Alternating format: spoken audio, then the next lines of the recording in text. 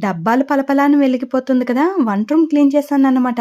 బొద్దింకల మందు పెట్టిన తర్వాతే వంట రూమ్ క్లీన్ చేద్దామని చాలా రోజులు పెండింగ్‌లో పెట్టాను. కానీ మనకేమో ఆగదు కదా! ఆ వంట రూమ్ చూస్తుంటే కడుపులో నుంచి అవరోధన తన్నుకునొచ్చేస్తుంది. అందుకే వంట రూమ్ క్లీన్ చేసేసాను. బొద్దింకల మందు కూడా పెడదాంలే మళ్ళీ ఒకసారి క్లీన్ చేసుకుందామని ముందుగా అయితే క్లీన్ చేసేసాను. బొద్దింకల మందు అన్నాక గుర్తుకొచ్చింది ఎంతమంది కమెంట్ చేశారో. కమెంట్ చేసిన ప్రతి ఒక్కరికి చాలా చాలా థాంక్స్ అండి. పర్సనల్‌గా తీసుకొని నాకు చాలా మంది ఫోటోస్ పెట్టారు. ఇది వాడండి అని చెప్పారు. వాళ్ళందరికీ చాలా చాలా థాంక్స్ అండి. నేనందులో ఎక్కువ మంది ఏది కమెంట్ చేశారో దాన్ని యూజ్ చేసి రిజల్ట్ ఎలా వచ్చిందనేది మీతో షేర్ చేసుకుంటాను. నేను ఆల్రెడీ హిట్ జెల్‌ని వాడేశాను. కానీ ఎక్కువ మంది హిట్ జెల్లే చెప్తున్నారు.